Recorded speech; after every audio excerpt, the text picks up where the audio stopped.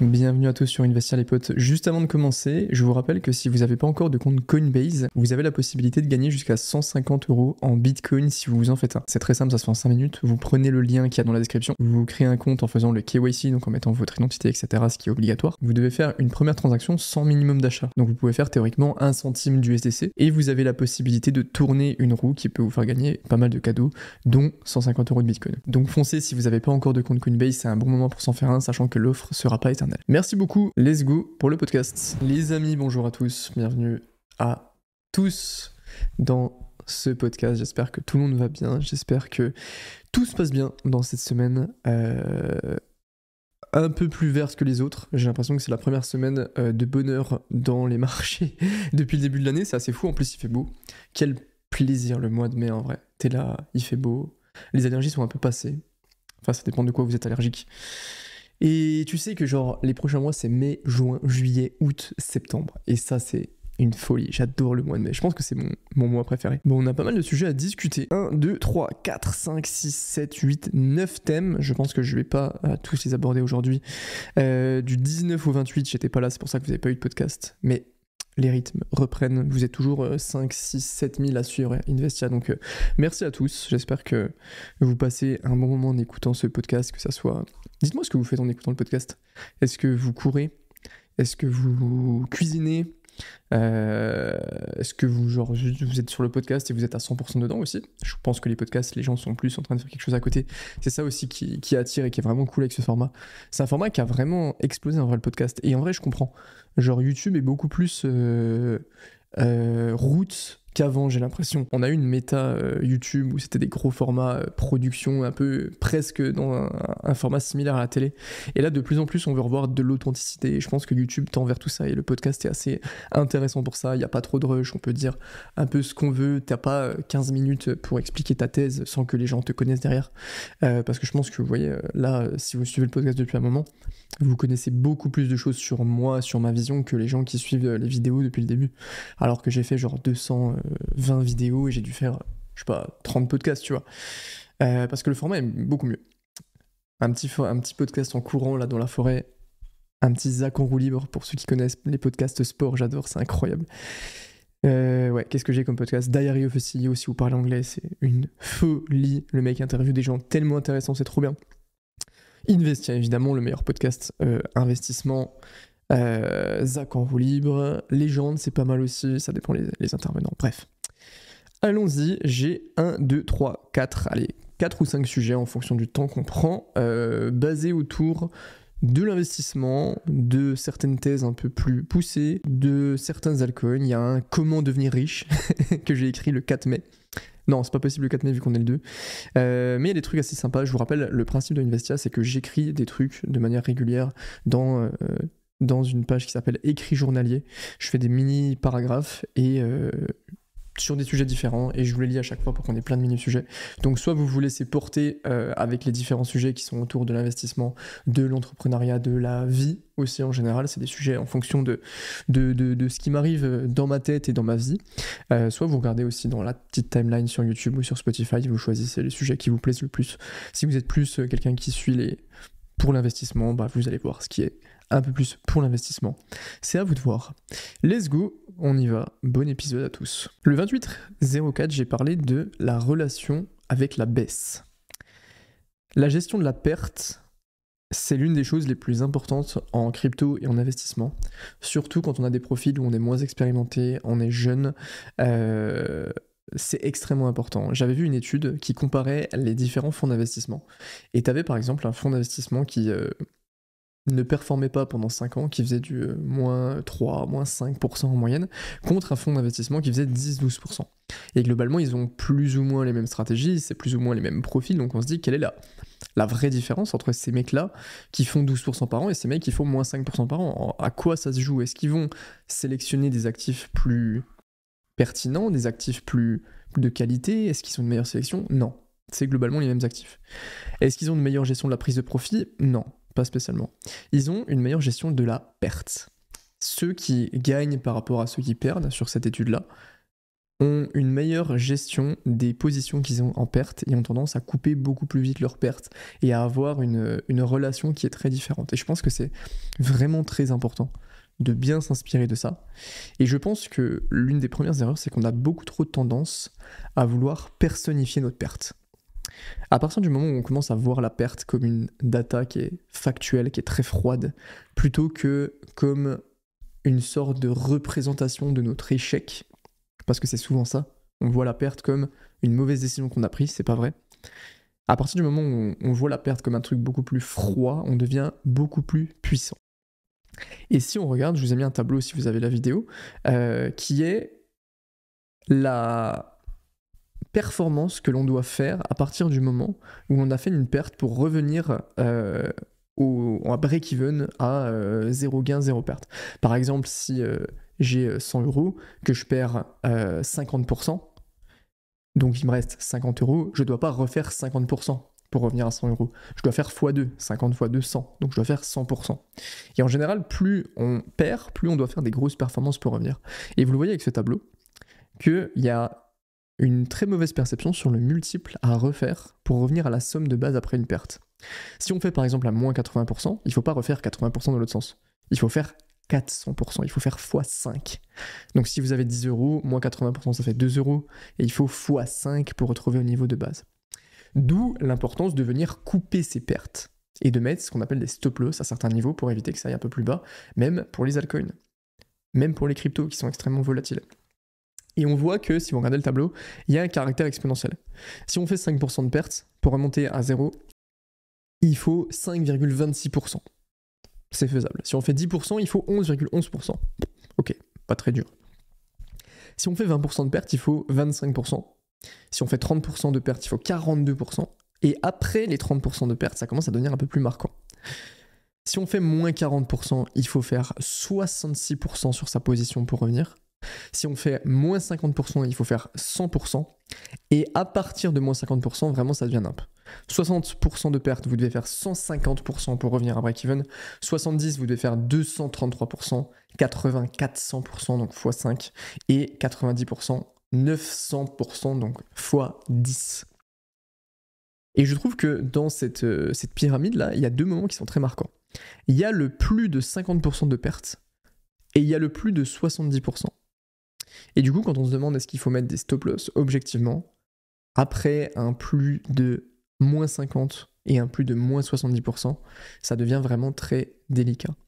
Et en crypto surtout, on est habitué à la volatilité, on est habitué à se manger des grosses ok, et je pense que la grosse différence entre ceux qui vont gagner de l'argent, ceux qui vont pas en gagner et ceux qui vont beaucoup en gagner, c'est vraiment cette gestion de ok, j'ai fait 70% de pertes. Est-ce que je pense clairement, factuellement, que mon investissement peut refaire 230% pour que je revienne à zéro? Potentiellement, oui, mais pas forcément. Et il y a aussi cette importance de ok, j'ai fait moins 70% sur ce portefeuille. J'ai investi dans Atom, Cosmos, j'ai fait moins 70%. Et il faut du coup que je refasse 233% pour revenir à zéro. Est-ce que là je reste sur Atom ou est-ce que je pense pas que j'ai plus de chances de réallouer sur une autre crypto pour refaire 230%? Et ça, c'est extrêmement important. Ne laissez pas vos baisses et vos altcoins pourris traîner parce que ça peut vraiment faire une différence et que si vous avez fait moins 90% sur une vieille crypto de merde, il faut qu'elle refasse x10 pour que vous mettiez à zéro. Factuellement, il y a peu de chances que ça arrive. Et la relation avec la baisse, c'est vraiment un truc qu'il faut réussir à cultiver. Là, je l'ai fait d'un point de vue très mathématique. Il y a aussi la relation très émotionnelle que je pourrais aborder d'ailleurs dans un autre paragraphe, qui est aussi extrêmement importante, réussir à avoir des convictions qui bloquent, qui nous font une sorte de bouclier anti-baisse court terme et anti-émotion due à la baisse court terme. Comment augmenter sa chance en investissement? Ouais, mais tu comprends, les mecs qui sont arrivés en 2014, ils ont eu de la chance, ils ont acheté du Bitcoin avant tout le monde. Ah ouais, c'était trop facile, les mecs, ils ont acheté à 200$, maintenant ça vaut 100 000, ils ont réussi leur vie, ils ont fait x5, x100, donc ils ont fait x500 sur leur portefeuille. La chance, putain, j'aurais tellement aimé être à leur place. Spoiler, vous auriez été à leur place, vous auriez acheté du Bitcoin à 200, vous en auriez peut-être vendu à 150 s'il avait baissé, parce qu'il y avait toutes les histoires avec la Chine qui interdisait, on disait que c'était un truc de terroriste, et on se demandait même si c'était légal d'avoir du Bitcoin. Et s'il était monté à 250, vous auriez vendu aussi. Donc non, il n'y a pas de chance en investissement, enfin en tout cas si, il y en a, mais la chance en investissement se provoque énormément. Donc concrètement, comment on augmente sa chance en investissement? On augmente sa chance en investissement en essayant d'optimiser les probabilités de rencontrer un événement chanceux. Comment on optimise les probabilités de rencontrer un événement chanceux? Il y a plein de façons. La première façon, c'est d'aller explorer des nouvelles applications, par exemple, en restant ouvert à toutes les innovations, à ce qui se fait. En ce moment, si vous voulez une petite alpha, on en parle beaucoup sur Crypto Recherche, rejoignez Crypto Recherche, il y a dans la description, le meilleur groupe d'investissement francophone, mais il y a des opportunités qui sont en train de s'ouvrir avec les robots humanoïdes, par exemple, vous savez, les robots Tesla, etc. Bah ça, il y a 90% des gens qui vont passer à côté parce qu'ils vont se dire ouais, y a aucune opportunité, qu'est-ce que c'est que ce truc, je n'ai pas envie de m'ouvrir au progrès. Donc on essaie de rester ouvert aux innovations. Ensuite, on a de la chance en étant toujours actif, peu importe si le marché est chiant ou pas, peu importe si ça monte ou si ça baisse. Pareil, si vous êtes par exemple sur Crypto Recherche, on a acheté des tokens, du Akash, du FET, du Tao, à des prix qui étaient extrêmement faibles. Et du coup, les gens qui sont arrivés en 2025, 24, 25 aussi, il y en a qui se sont dit, ouais, mais en fait, moi j'ai pas eu la chance d'arriver en 2022, je suis arrivé plus tard, donc j'ai pas des bons points d'entrée contrairement à vous. Sauf que si vous vous rappelez, si vous étiez là en 2022-2023, je faisais des vidéos, elles faisaient 1500 vues, je dépassais les 1000 vues, j'étais content, hein, c'était ma barrière vraiment, et le marché était horrible, et tu pensais que les cryptos allaient se faire démonter, que les altcoins n'existaient plus, et il fallait investir à ces moments-là, c'était très très très très dur. Et donc, plus on est actif dans les périodes où c'est chiant, plus ça paye. Mais c'est très très dur, plus dur de le faire que de le dire. On augmente aussi ses chances en acceptant que la qualité d'un investissement est inversement proportionnelle à son niveau de confort. Ça, j'en parle beaucoup. Racheter un crash, racheter une correction, il y a de fortes chances que ça soit très bénéfique. Par contre, c'est très inconfortable. Très très très inconfortable. Vous croyez que les mecs en 2008 ils étaient contents de réinvestir? Non. T'as cette sensation ambiante que le monde va s'arrêter et que l'économie va s'écrouler. Et du coup, l'investissement est forcément corrélé à son niveau de confort. Et même dans l'autre sens, j'ai envie de dire, désolé, il y a le chien qui joue avec un bâton ou je sais pas quoi, vous entendez peut-être derrière. Même dans l'autre sens, si un investissement est très confortable, ça pue. Parce que ça veut dire que, souvent, c'est ce que j'appelle les faux dips, les fausses corrections, où genre, Bitcoin est monté de 60 000 à 90 000, il redescend à 80 000, et là vous dites, ok, yes, j'ai ma fenêtre d'entrée, putain, j'ai cru que ça allait partir sans moi, non, yes, j'ai ma fenêtre d'entrée, je peux rentrer à 80 000. Ça, c'est un faux dip, c'est une correction confortable. Et faites très attention aux corrections confortables, vraiment. On augmente aussi sa chance en rentrant dans des communautés, en discutant avec des gens de qualité. Là, on va faire un événement avec Crypto Recherche au mois de mai. Il y a plus de 500 personnes qui vont venir et ils vont pouvoir se rencontrer et pour avoir fait des événements. Alors, pour vous donner un peu mon retour par rapport à ça, j'étais vraiment le mec anti-réseautage. Vous savez, le truc de... Pour réussir, il faut forcément du réseau, il faut que tu connaisses lui. Et du coup, pendant 2 ans, j'étais vraiment dans ma grotte, dans mon coin, et je faisais mes contenus, et je connaissais personne, et je me disais, je vais percer sans avoir à, pour rester poli,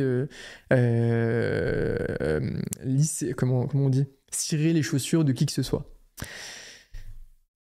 Et en fait, j'ai commencé à faire des événements sans aucune prétention. J'étais toujours dans cet état d'esprit et j'ai la chance du coup d'avoir une communauté, donc des gens qui viennent me parler, et du coup de discuter avec des gens malgré moi. Et ça, c'est trop cool.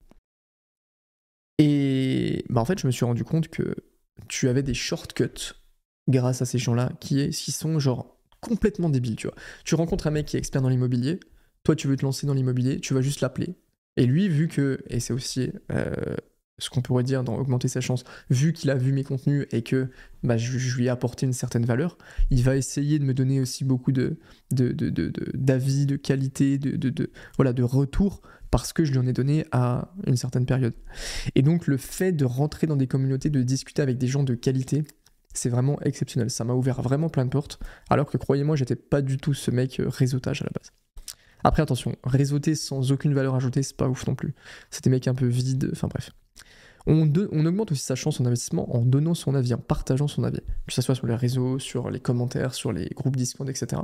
Faites-le de manière sympa, s'il vous plaît. C'est horrible les mecs surconfiants et désagréables sur les commentaires ou dans les Discord, mais le fait de partager son avis, ça ouvre nos failles et ça nous permet d'avoir de plus en plus de retours sur ce qu'on fait, et juste de donner son avis en disant ouais, par exemple là j'ai vu que Ondo, les tokenomics c'était un peu bizarre, qu'est-ce que vous en pensez, machin. Tu vas avoir un mec qui va répondre et vous allez débattre, et tu rentres aussi dans la communauté par rapport à ce que j'ai dit. Vraiment en crypto on est tous un peu esselés, venez discuter, c'est très important. Si vous voulez je vous mets le lien de mon Discord qui est un petit peu lent pour essayer de le faire repartir. Venez sur le Discord, venez juste dire bonjour, je vais essayer d'être un peu actif et vous partagez des trucs, partagez des thèses, on avance, on discute. On augmente ses chances en investissement en étant prêt à complètement remettre en cause sa réflexion, en croyant qu'on sait tout, alors qu'en fait on ne sait rien. C'est l'histoire de ma carrière d'investisseur, vraiment, où des fois t'as l'impression de... Ou des fois, pardon, le chien s'excite, où des fois t'as l'impression de tout savoir sur un sujet, et en fait tu te rends compte que bah non, tu sais pas du tout, c'est la fameuse courbe de Dunning-Kruger. On optimise ses probabilités d'avoir des chances en prioritisant si c'est le risk management pour rester dans le jeu le plus longtemps possible. C'est comme au casino, si à un moment t'as plus d'argent, bah tu ne peux plus jouer, et donc tu ne peux plus avoir de chance à la roulette si tu mets sur le vert, parce que tu ne peux plus avoir la possibilité de jouer. En gardant du cash de côté, très important aussi, gardez du cash de côté et soyez à l'aise avec l'idée d'avoir beaucoup de réserves de cash et de ne pas forcément l'allouer dès que vous en avez. C'est le gros piège de l'investissement, c'est d'avoir cette tendance un peu de FOMO et de se dire il faut vite que j'alloue le cash que j'ai dispo. Non, c'est pas grave, si vous gardez 6 mois, 1 an, 2 ans du cash, c'est pas grave. Essayez juste de le mettre dans un actif un peu anti-inflation. Comme le franc suisse par exemple qui est très bien, l'or éventuellement, les bons du trésor à voir, mais gardez du cash de côté. Et on a de la chance en investissement en apprenant des erreurs des autres. On a la chance d'avoir un historique de plus de 100 ans sur les marchés financiers, avec des gens qui partagent tout ça sur internet, donc si on peut apprendre des erreurs des autres, c'est extrêmement valorisable. Le 3004, alors un peu plus technique celle-là, la Global Liquidity versus la M2. La première chose à garder en tête, c'est, j'en avais fait un podcast, mais peut-être que vous ne l'aviez pas vu, comment l'argent est créé. Posez-vous vite fait la question là, comment l'argent est créé? Comment on crée de l'argent? Est-ce que c'est les gens qui vont déposer du cash à la banque? Bah non, parce que à la base, ce cash, on a bien dû le mettre en circulation. Du coup, qui l'a mis en circulation? Est-ce que c'est des gens qui mettent... Enfin, comment ça marche? Je vais vous le dire. On crée de l'argent uniquement via les crédits. Je vais à la banque, je demande à mon banquier un crédit de 100 000 euros. Il va me créer 100 000 euros. Et c'est comme ça que l'argent est injecté dans l'économie. Donc forcément, plus il y a de crédit, plus il y a d'argent créé. Et c'est la base de tout. Et vous avez peut-être vu passer la charte de la M2. La M2, c'est la masse monétaire présente dans une économie. C'est une photo un peu à l'instant T de l'argent déjà créé, c'est très statique. La M2 c'est bien, mais vous allez voir que c'est pas optimal. Je vais vous expliquer pourquoi. Je préfère m'intéresser à la liquidité mondiale. La liquidité mondiale, c'est une autre mesure un petit peu plus complète qui correspond à la disponibilité des fonds, donc en espèces, en crédit ou en actifs très convertibles, les bons du trésor par exemple, la disponibilité des fonds dans le système financier global pour venir faciliter les transactions, les investissements, le fonctionnement des marchés. Et je préfère me concentrer sur la liquidité globale. Pourquoi? Parce qu'en fait, la liquidité globale, c'est une mesure que je trouve beaucoup plus dynamique des flux financiers. Parce qu'elle va intégrer un truc qui est extrêmement important. C'est les prêts bancaires et les prêts non bancaires. Et surtout les flux de collatéraux, qui sont très très très importants dans une économie. Les flux de collatéraux, en fait, depuis 2008, sont un pilier central des marchés financiers. Je vais vous expliquer juste après ce que j'appelle flux de collatéraux. Depuis 2008, les marchés financiers dépendent énormément des collatéraux pour créer du crédit. Pourquoi? Parce qu'en fait, avant 2008, les banques, elles se prêtaient des thunes entre elles en disant ouais, vas-y, t'inquiète, je te fais confiance, je sais que t'es une banque, t'as des thunes, tu vas me les rendre. En 2008, on a eu un crash financier avec des banques qui sont écroulées. On s'est rendu compte qu'on ne pouvait même pas faire confiance aux voisins d'à côté, même s'il avait de l'argent. Donc on s'est dit, ok, maintenant, je te prête des thunes, mais par contre, il me faut un collatéral. Le collatéral, c'est une caution. Ça va être par exemple des bons du trésor. C'est des trucs très très tangibles, très liquides, assez fiables aussi, des bons du trésor, des dettes gouvernementales, dettes américaines, etc. Et du coup, depuis 2008, les marchés financiers dépendent énormément des collatéraux. Pourquoi ? Parce qu'en fait, regardez, si j'arrive en partant du principe, je vous rappelle que l'argent est créé via les crédits. Donc plus il y a de crédits qui sont faits, plus il y a d'argent qui est créé, donc plus il y a de liquidité. Donc après, on peut les mettre dans les actifs Bitcoin et faire monter les marchés financiers. Sauf que si je suis une banque et je dis, ok, je veux que tu me prêtes 100 000 euros, par exemple. La banque à côté, elle va me dire, ok, mais par contre, en collatéral, je veux 100 000 euros de bons du trésor. Bah, en fait, les mouvements des collatéraux, des bons du trésor, si par exemple les prix des bons du trésor diminuent, moi, je vais pas pouvoir avoir mes 100 000 euros de prêt parce que, imaginons que cette fois mes bons du trésor, leurs prix ont diminué et valent 90 000, je vais avoir que 90 000 euros de prêt. Et donc, je vais avoir moins d'argent en circulation, moins d'argent qui m'est créé, et donc je vais pouvoir mettre moins de liquidité dans le système. Donc, les collatéraux, les bons du trésor, etc., sont très, très, très importants. Et bref, tout ça pour dire que la M2 ne prend pas en compte les collatéraux. Et dans une économie qui est basée sur la dette de plus en plus, d'avoir une charte qui mesure tout ça pour la liquidité, c'est pas optimal, et c'est pour ça que la liquidité mondiale, la charte de la liquidité mondiale que je vais vous afficher pendant que j'explique tout ça, est vraiment beaucoup, beaucoup plus pertinente. C'est un peu la mode d'analyse du moment, mais c'est hyper important de suivre la liquidité. Surtout dans une période de transition, comme c'est dans laquelle on est actuellement, où on transite progressivement d'une économie de production à une économie basée sur la dette. Oui, on est littéralement dans un cheat code dans GTA, ce qui fait monter le S&P, les actions, les cryptos. C'est plus ce qui a été produit dans l'économie, c'est ce qui a été créé grâce à un tour de magie. Il faut juste qu'on arrive à s'adapter par rapport à ça. Donc bref, renseignez-vous. Quand vous voyez la M2, dites-vous que la M2 ne prend pas en compte les flux de collatéraux et que c'est pas optimal. Et donc la liquidité mondiale est beaucoup plus intéressante. Il nous en reste 2. La première thèse que j'ai écrite le 1er mai, donc hier, c'est l'importance d'avoir des thèses long terme. YouTube, Twitter, Reddit, Discord, etc., c'est des usines à gaz de création sur l'investissement. Tous les jours, il faut des nouvelles analyses parce que ça fait vivre des gens. Moi, si je faisais des vidéos tous les jours, ça me ferait gagner plus d'argent. Je pourrais faire plus de sponsors, je peux faire plus de vues, etc. Donc en fait, c'est plus le fait d'avoir des bonnes analyses qui fait gagner de l'argent aux gens, c'est ces gens qui les créent, c'est le fait d'avoir beaucoup d'analyses. Et donc, il y a des gens qui font des vidéos tous les jours, voire même 2 fois par jour, pour réagir au marché, à ce qui se passe. Et on se retrouve, si on consomme un petit peu de création, on consomme 3-4 créateurs, on peut se retrouver à regarder genre 5-6 vidéos sur le marché par jour. Genre 2 heures, c'est colossal. Et moi, j'ai grandi avec ce système des gens que j'entendais qui investissaient dans la bourse et tout. Mes parents ne le faisaient pas, mais j'ai toujours entendu, quand tu investis en bourse, tu achètes, tu regardes plus pendant des années et après tu vois ce qui se passe. Maintenant, on est dans un système où on réagit à toutes les news. C'est terrifiant. Et j'ai lu un livre de Charles Gave, excellent économiste qu'on a beaucoup de chance d'avoir en France, qui disait que lui, il avait genre une grosse thèse. C'est la moyenne mobile de la charte S&P Gold. Et il regarde quasiment que ça pour faire ses investissements. Et lui, il peut ne pas faire de mouvement pendant genre 2 ans, tu vois, techniquement, voire plus. Parce qu'il a, voilà, à partir du moment où la moyenne mobile passe au-dessus de telle zone dans S&P Gold, je fais tel mouvement. Et ça m'a encore plus marqué dans l'importance d'avoir des thèses long terme, surtout dans ce moment-là, des thèses qu'on soutient, des grosses convictions, peu importe la situation, peu importe le marché, etc. Et on se base que sur ça. Et il faut avoir sa propre thèse long terme. Ça prend vraiment du temps de construire sa thèse long terme, il faut longtemps y réfléchir, voir ce qui est faisable, etc. Mais c'est vraiment très important pour avoir une sorte de conviction, pas de l'espoir, de la conviction. La thèse long terme permet d'avoir de la conviction, et ça permet aussi de se créer une sorte de bulle anti-bruit. Et que par exemple, quand on a des périodes de turbulence, de se réfugier un peu là-dedans. Je prends l'exemple des gens qui sont Bitcoin maximalistes. Bon, ils ont tendance à chier sur absolument toutes les autres altcoins. Ça, c'est un peu le problème de ces gens-là, très fiers, bref. Mais ils ont une thèse long terme, prenez Éric Larchevêque, qu'on voit beaucoup sur les réseaux, CEO créateur de Ledger, etc. Et lui, il dit, moi, je n'ai que du Bitcoin. Je pense que Bitcoin vaudra un jour $1 million parce que tel argument.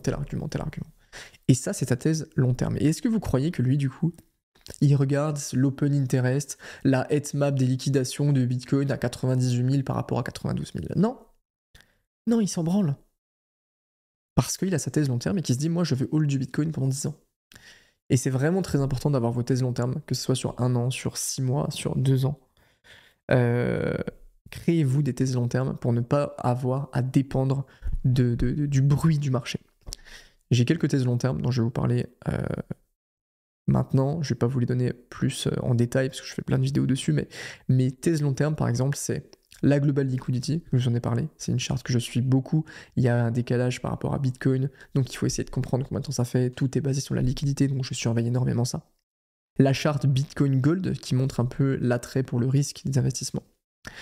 Et ce que j'appelle les poupées russes des actifs à risque, vous savez, elle s'affichera à l'écran, cette charte que je mets tout le temps de pour que les actifs à risque performent, il faut que la géopolitique soit bonne, la macroéconomie soit bonne, les fondamentaux soient bons, la cyclicité soit bon. C'est mes 3 grosses thèses, long terme, que je suis et que je répète.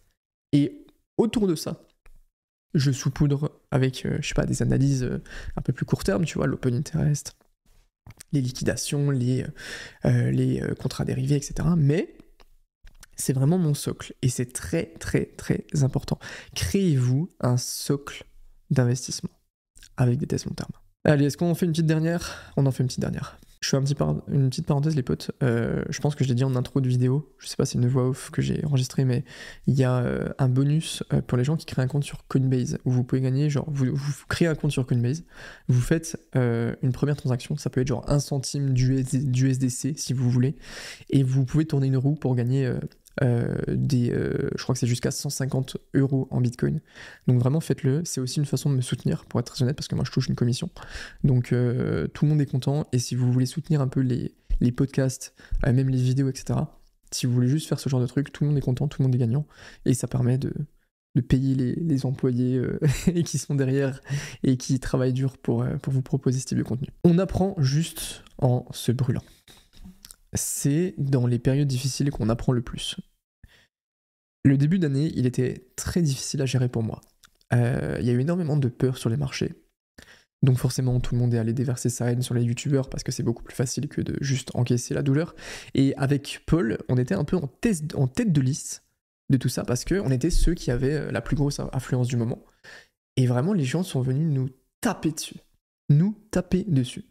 Et je me disais, mais putain, je ne comprends pas, tu vois, j'ai toujours fait des analyses, il y en a qui sont réalisées, il y en a qui sont pas réalisées, le bilan est plutôt bon, mais là, les gens, j'ai l'impression qu'ils ont tout oublié et que c'est de ta faute si Trump, il est en train de mettre des taxes douanières à la Chine, tu vois. Et j'ai un peu été contaminé par toute cette énergie négative, j'ai sûrement même fait une petite dépression, en vrai, avec beaucoup de quêtes de sens où je me demandais quel était l'intérêt de faire tout ça. Parce que si tu fais des vidéos pour les gens et qu'en fait les gens n'ont aucune reconnaissance, et ne voient pas la valeur, quel est l'intérêt de faire ça? Et en plus de ça, c'est toujours des périodes très difficiles, donc t'as des gens que je croyais être des potes qui en fait ont tiré sur l'ambulance sur Twitter dès qu'ils avaient la possibilité. Ça a permis de faire le tri, hein, vraiment, mais dans le moment T, dans l'instant T, j'ai vraiment vécu un gros cru. Là, ça va beaucoup mieux, mais au final, cette période, je n'ai jamais autant appris sur moi-même, sur qui j'étais, sur ce que je voulais faire, que pendant cette période. Et j'ai noté quelques petits trucs que j'ai appris que je vais vous noter. J'ai appris, première chose, qu'il y a très peu de gens qui sont mes amis, surtout dans ce milieu. Quand tu fais des vidéos, quand tu fais un peu de vues, les gens, t'as l'impression que tout le monde te kiffe, tout le monde sont tes potes. Et quand ça va pas, qu'il y en a un sur Twitter qui commence un peu à troll, à taunt et à mal parler, tu vois des gens avec qui t'avais discuté en événement, avec qui ça se passait bien, qui t'avaient invité sur leur podcast, te chier dessus, sans raison. Parce que c'est devenu la nouvelle mode. Et il y a très peu de gens qui sont mes amis dans ce milieu. Donc les vrais amis, il faut les sécuriser. Et surtout que c'est un milieu qui est pas mon milieu en vrai.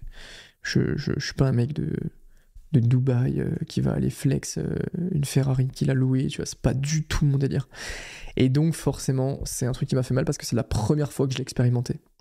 Où il n'y avait jamais eu ce moment où tu te rends compte que ah ouais, mais les mecs là, vous faites quoi? Je croyais que on devait faire un podcast ensemble, tu m'avais invité et le podcast qu'on a fait sur ta chaîne, c'est le podcast le plus vu de ta chaîne où tu m'as invité, enfin, pourquoi tu me tiens dessus, je comprends pas. Et c'est la réalité de ce monde que j'apprends, que j'ai appris pendant cette période. J'ai appris aussi que il faut jamais rien faire pour plaire aux gens, et encore plus aux gens que tu connais pas. Avant, par exemple, j'étais beaucoup trop réac dans mes contenus, où je regardais trop ce qui plaisait pas. Même dans le podcast, tu vois. Où le podcast, je me disais, ouais, mais si je fais des vidéos où je parle un peu de moi-même, et je vais avoir un commentaire d'un mec qui me dit, tu racontes ta vie, et je vais me dire, ah ouais, c'est vrai, peut-être qu'il va pas aimer, peut-être que ça va détruire mon business, tu vois. Je faisais des cercles dans ma tête. Et en fait, non, on s'en fout, tu vois. Si je fais un podcast où je donne des trucs que j'écris et que par exemple la semaine prochaine c'est juste moi qui raconte des trucs de sport par exemple, bah c'est mon podcast, je fais ce que je veux et si vous voulez pas écouter, vous écoutez pas et c'est pas très grave, tu vois.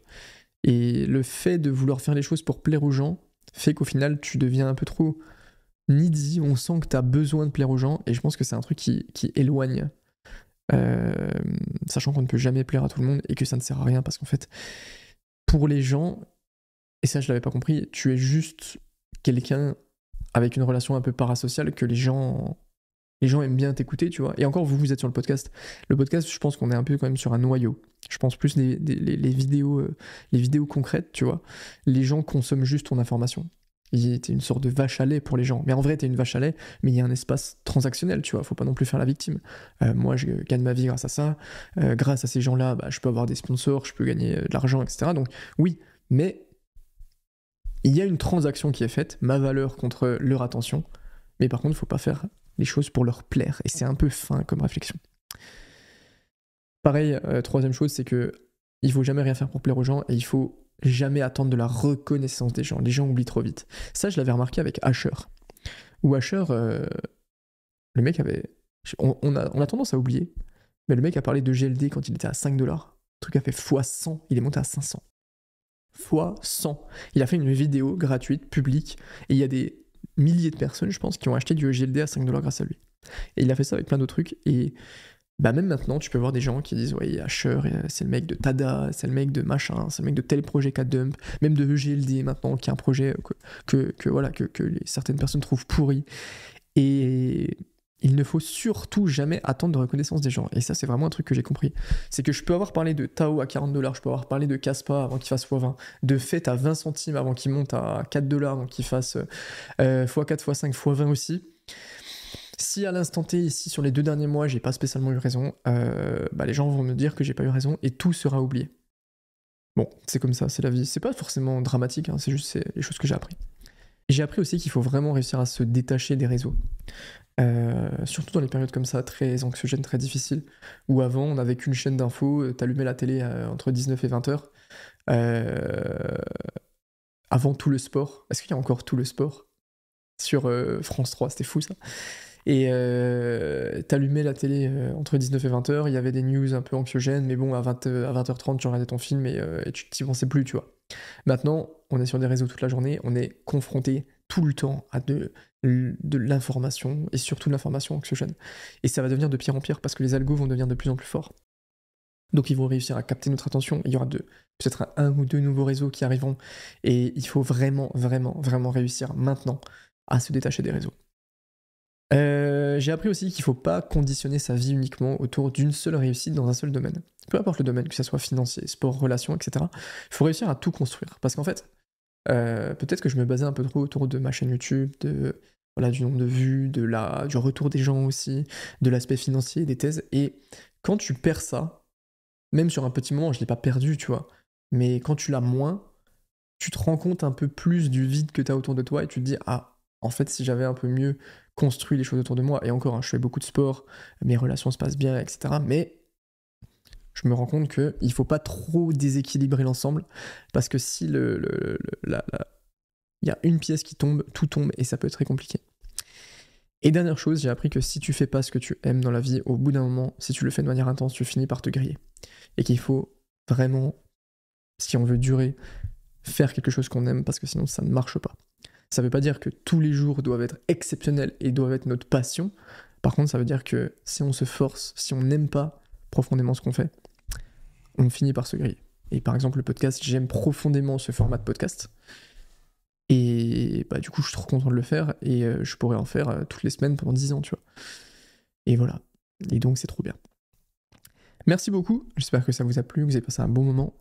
Bon courage si vous courez, si vous faites à manger, si vous... peu importe ce que vous faites en fait. On se voit la semaine prochaine, je vais essayer d'être plus régulier, les podcasts vont sortir soit le vendredi, soit le samedi, sur ma chaîne secondaire Iril Off, si vous voulez les images. Bon après les images c'est juste moi qui lis mon ordi, mais c'est filmé. Ou sur les podcasts, Apple Podcasts, Spotify, etc. N'oubliez pas de mettre 5 étoiles aussi si vous ne l'avez pas fait, ça nous aide énormément pour le référencement. Merci les potes, bonne semaine à tous, c'était Lovig, ciao.